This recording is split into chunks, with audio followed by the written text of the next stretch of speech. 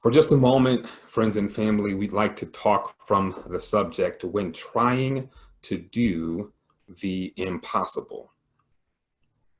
When trying to do the impossible.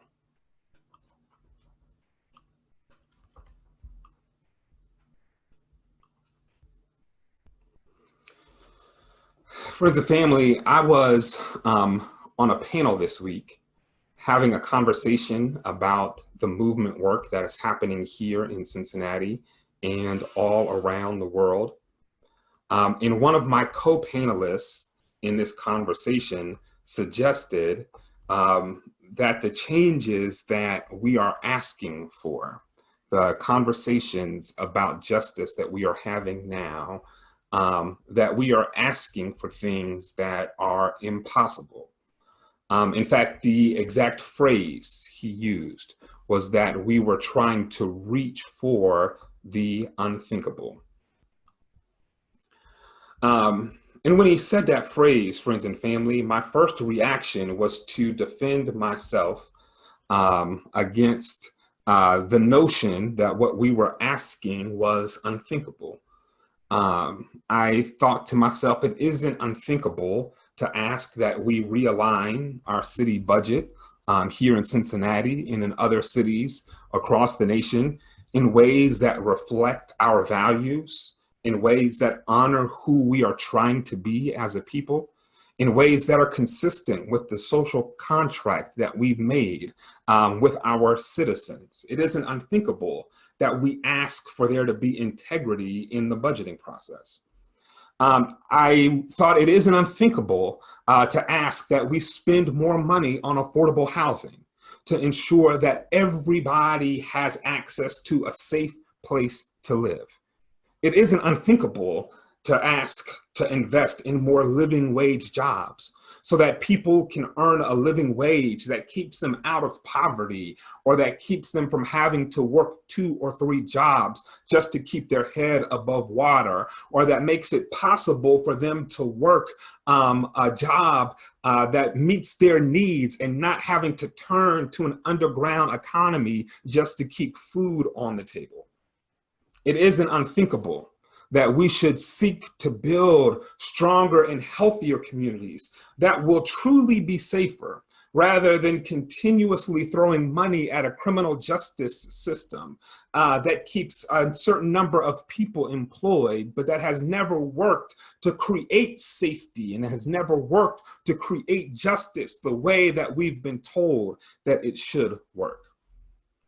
But then it occurred to me, friends and family, that he was saying this, that he was saying that we were asking for the unthinkable, not because he was trying to convince me that what we were asking for was unthinkable, but he was saying this because he was already convinced that what we were asking for was unthinkable.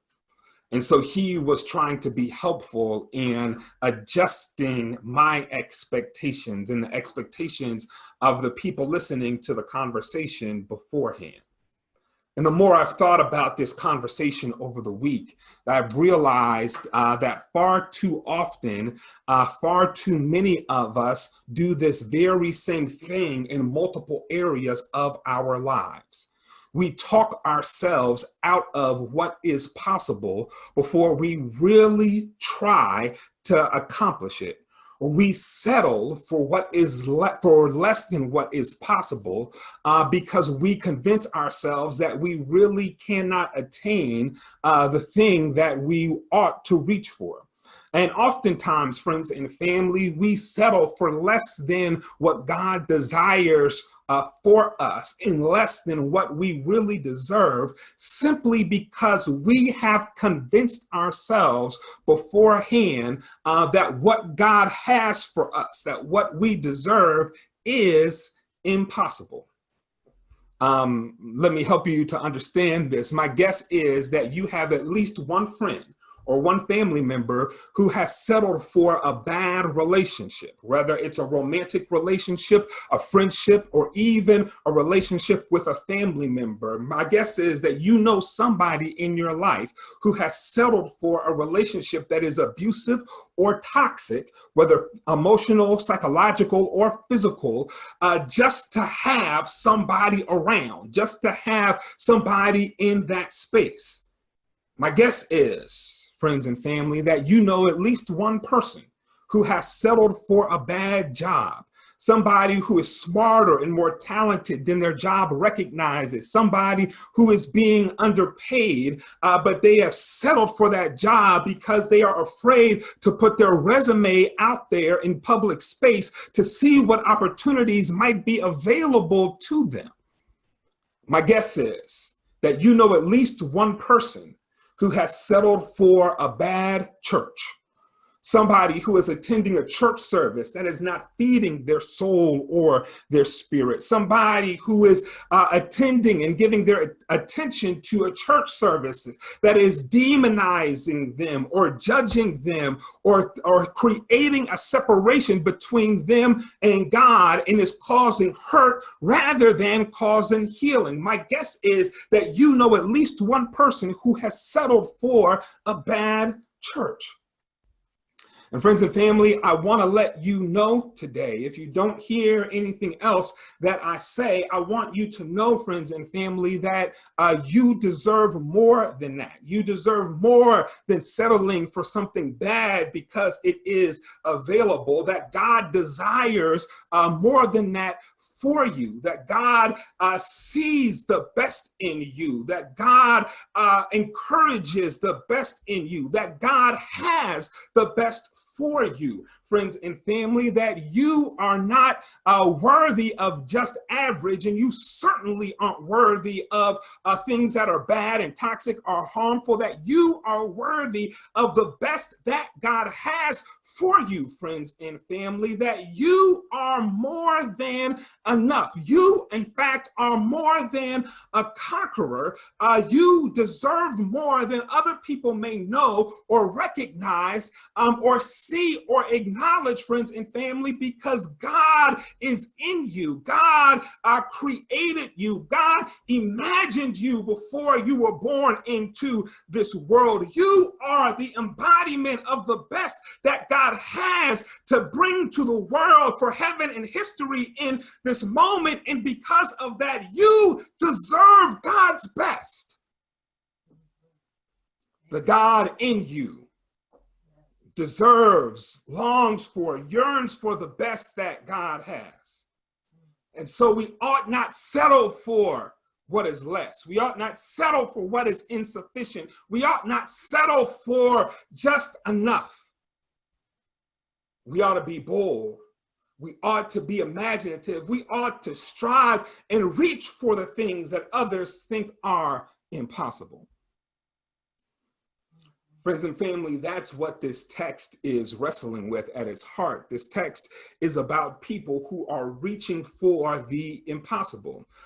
This biblical text, friends and the family, is immediately after the world has recovered from a natural disaster that has taken out far too many people. And in this case, it was not a pandemic. But it was a flood that hit the earth and took and wiped out too many people, not because it had to, friends and family, and not because God wanted the people to die. For in fact, there was a warning system that had been put in place. God had warned the people that a flood was going to occur. For day after day, week after week, year after year, Noah, while he is building the boat to protect his family and animals from the flood that was going to come, Noah is telling other people there is a flood on its way. You ought to get ready. People had advanced knowledge They had warning. They could see what was happening. They were told what was going to occur, but they refused to believe what was told them. They refused to believe the warnings that were put in place. They refused to believe at what was happening around them. And so when the flood came, more people died than should have because people refused to believe and refused to act. Friends and family, and I don't want you to judge the people who were drowned in the flood too harshly, because today, right now, friends and family, we are in this place that we are in the world because people refuse to hear the warnings that had been put in place. That we saw what was happening with the coronavirus and the COVID epidemic. We saw what was happening in China and in Italy. We saw the numbers of people that were getting infected and the numbers of people that were dying. We saw the healthcare systems being overtaxed and overburdened, and people having to make ridiculously difficult decisions about who will get treatment and who will be ignored. We saw these things happening, friends and family, and even though immediately we moved, even though it was too late, we moved quickly to try to keep people safe. And it worked. Things happened well. The numbers were much lower than expected. We began to keep people safe. But the pulls of capitalism pulled against the need to keep people safe. And we gave in as a collective. Our nation gave in to the demands of capitalism, and we reopened states as if nothing were wrong.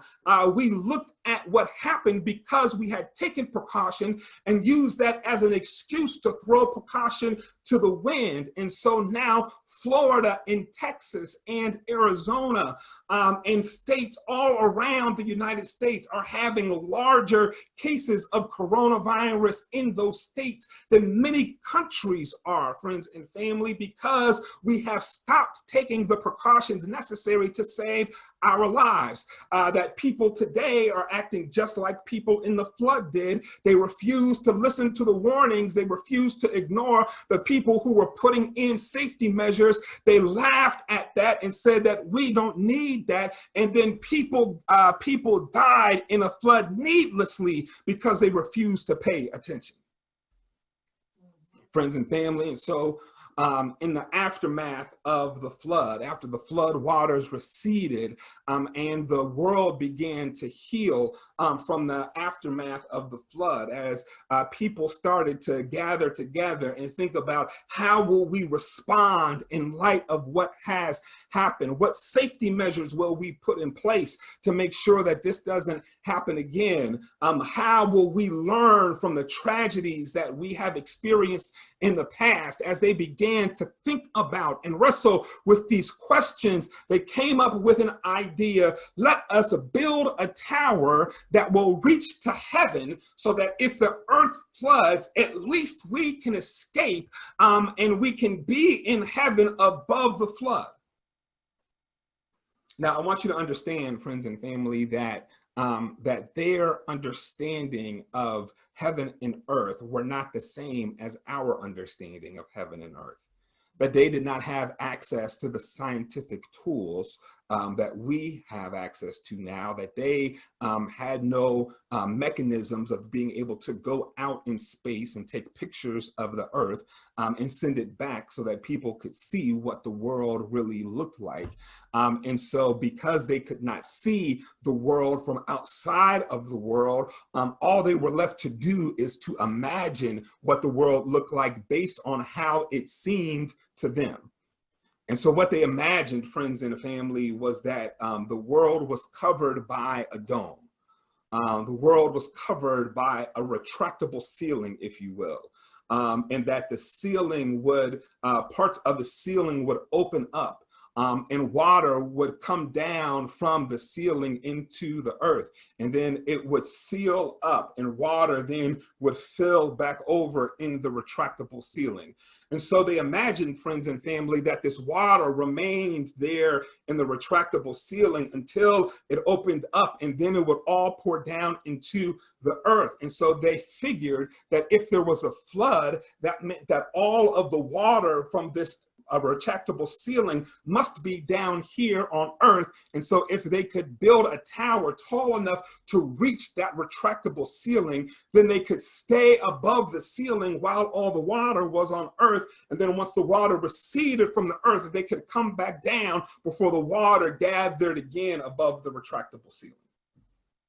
This was their thought, friends and family. This was the design of the plan that was put in place. And so then as they were building this tower, the text says that the Lord looked and saw what happened and said, this is only the beginning of what they do. Anything they propose now nothing will be impossible for them. And I want you to know, friends and family, that the word of God here in this text, what God says about the people in this text, is not issued as a warning of the challenge of trying to be too ambitious or trying to do too much. This is not a judgment against the collective will of the people, friends and family, but I want you to read this text as God's belief in what we can do when we work together.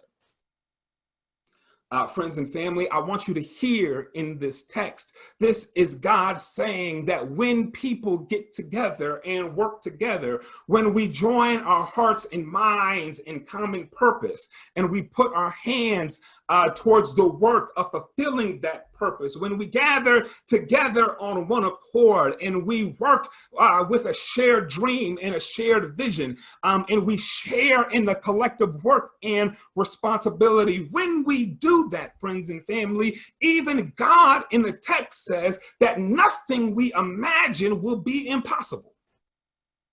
This is the first thing I want to lift up, friends and family, when trying to do the impossible, is to know, I want you to believe it, to get it in your system, that if we dare to dream big and to dream big collectively, if we dare to work hard and to work hard collectively, that nothing that we dream and nothing that we're willing to work towards will be impossible.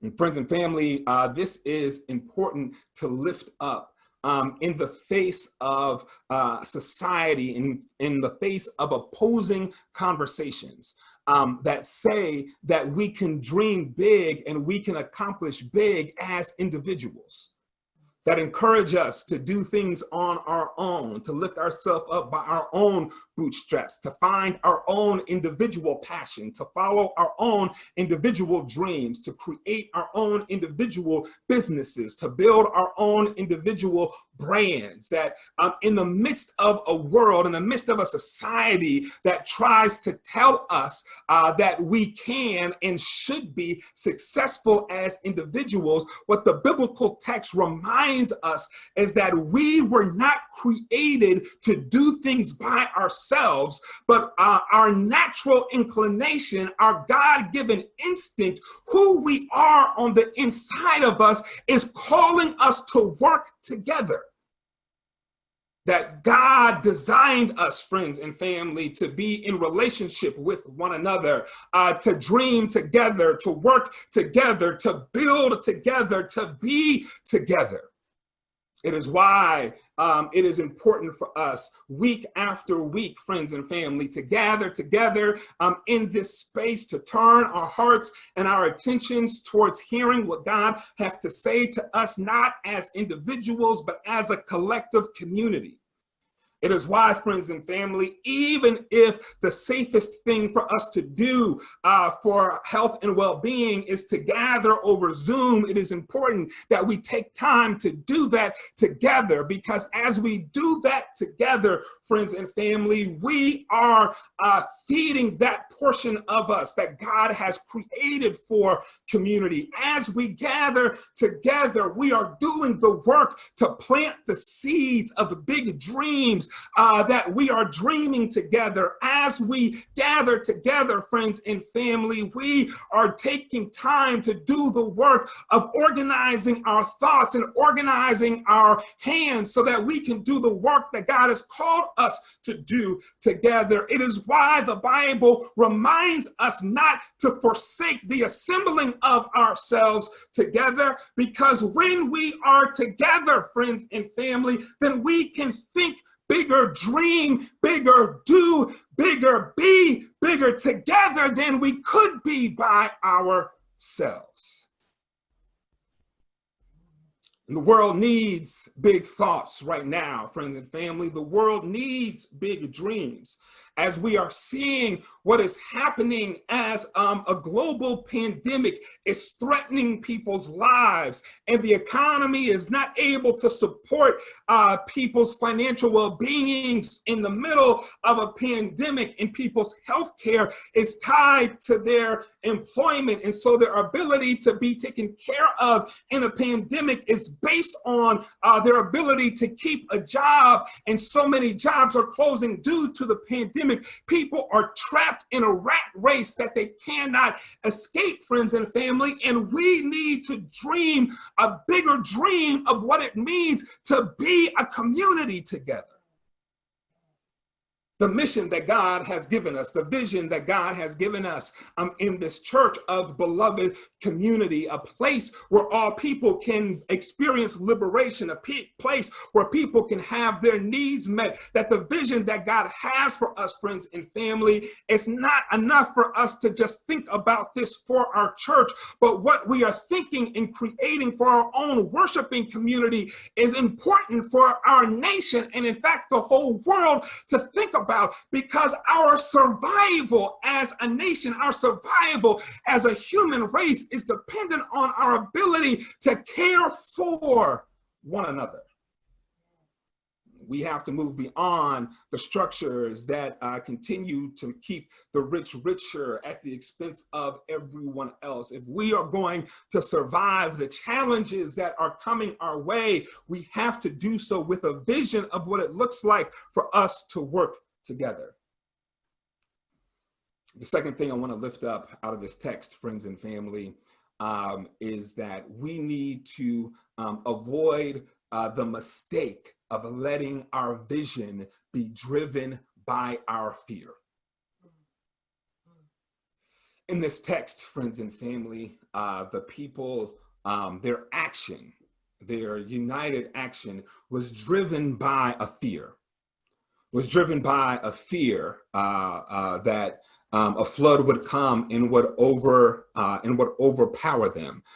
Their fear that they would not be able to survive what was coming, friends and family. And in that fear, because it was driven by their fear, they were not prepared for the next set of challenges that arise, friends and family. What happens when we allow fear to dominate our vision, when we allow fear to inform our reaction, is that fear narrows our ability to see what is happening. Friends and family, this is part of the biology of the way we are created. When fear is our dominant emotion, fear causes us to constrict our vision. Fear causes us to ignore things that are happening, to narrow our focus. It is our way, it is the way that our body protects us, friends and family, because when there is something to be afraid of, that our body wants us to focus very narrowly on the one thing that we think we have to be afraid of.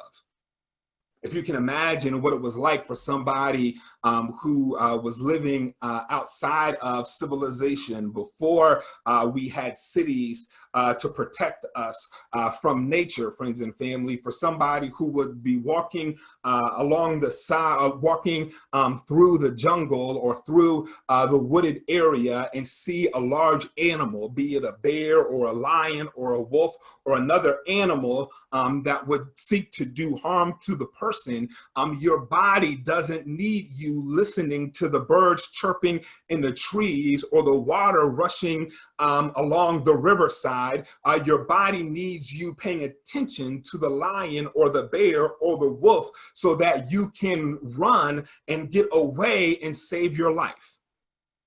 In the same way, friends and family, when fear dominates our thoughts, that our attention focuses, it narrows down, and we are unable to see all that is around us. We are unable to hear all that is around us. We are unable to take in all that is around us, and our reaction, if it is driven by fear, will narrowly focus on one thing and will miss the endless possibilities that exist around us. And so we can't let our vision be driven by fear. We can't let fear dictate our action, friends and family. We cannot let fear dominate our reactions.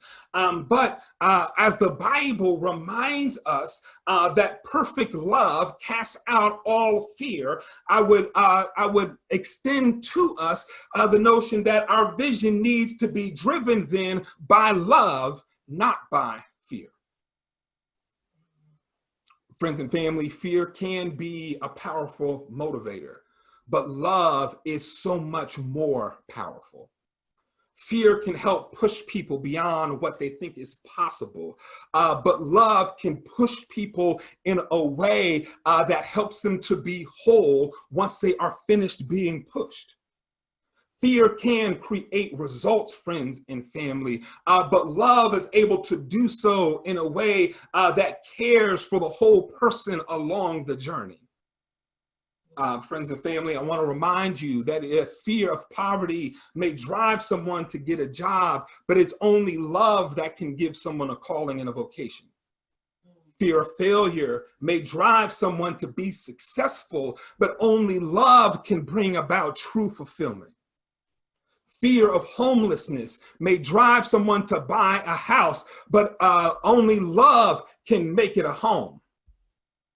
Fear of racism may lead us to identify as a Black community, but it is only love that can make that community a family. Friends and family, we have to go beyond fear to allow love to motivate us, to allow love to strengthen us, to allow love to lift us. We cannot let fear dominate our action. We have to make sure that our action is deeply rooted in love. It is why that great scholar, theologian Cornel West, in each of his speeches, when he talks about the challenges that we are experiencing as a nation, his answer to every challenge always comes back to love.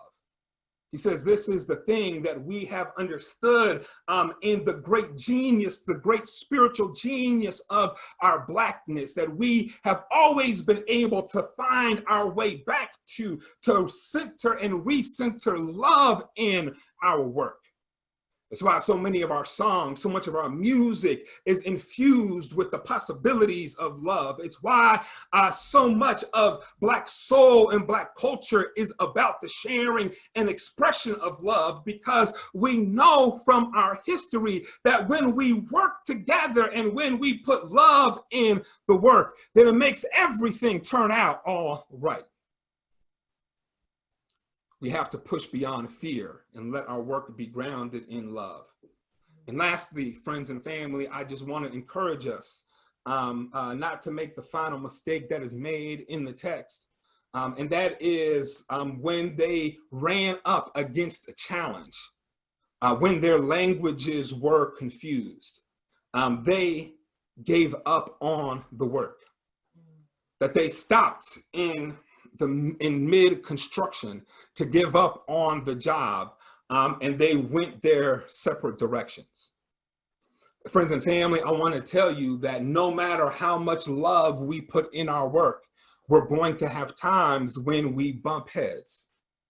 I want to tell you that no matter how much love we put in our work, there are going to be times when we run into confusion. No matter how much love we put in our work, there are times, friends and family, when we just will not understand why somebody is reacting the way they are, or why somebody is moving in the way they are. There are times when we will have misunderstandings, friends and family. That is par for the course. Part of the fallacy of movement history, the way it's been taught, friends and family, is that we believe that people were always on one accord and they always got along and everything. It was always smooth and harmonious and they were able to get the work, but they did not get things done because everything always went smoothly, but they were able to get it done because even when there were disagreements, even when there were deep challenges, even when they butted heads on things, even when things seemed like they would break down, they did not give up on the work. Friends and family, in the planning for the Montgomery bus boycott, there were many times when people thought they should have moved earlier than they did.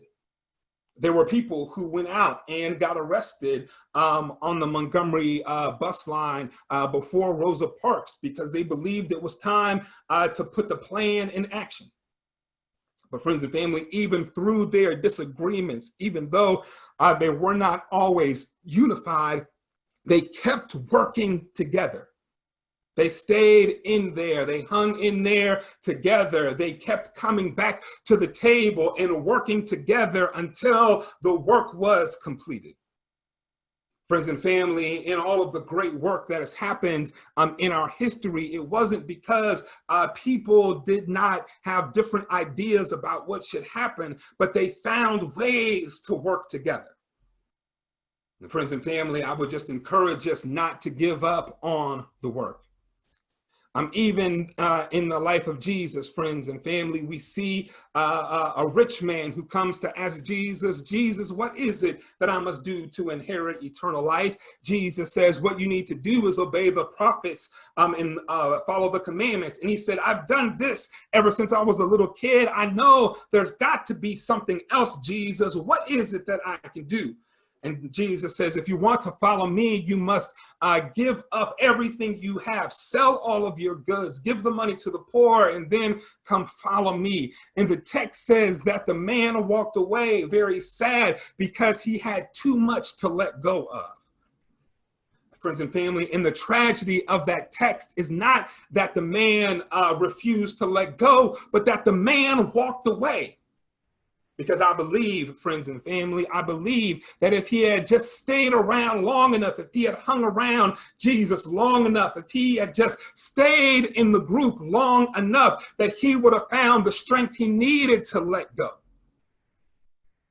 I believe that like Zacchaeus, who after dinner with Jesus gives half of his money to the poor, that this man, if he had stayed around long enough, would have found the strength to do what he needed to do. He just needed not to give up. And so, friends and family, I know that the work seems like it is great in front of us. I know it seems like it is too challenging. I know at times it seems like we are trying to do the impossible, but I want to encourage us not to give up. I want to remind us, friends and family, that we have in our DNA the ability to do that which is impossible. If you don't believe me, friends and family, just take a look at the pyramids in Egypt.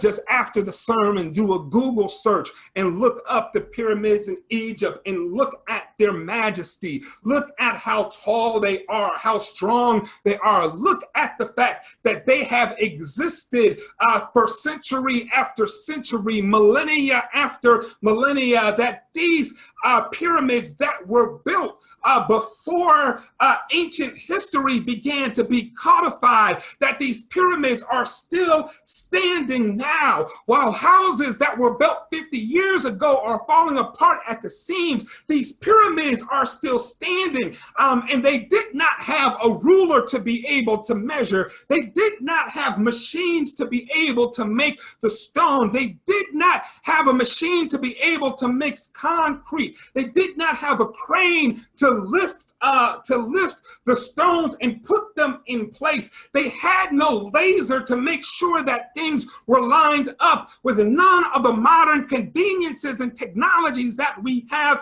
today. They built architectural wonders that still stand because they knew that they had the ability to do what others thought was impossible.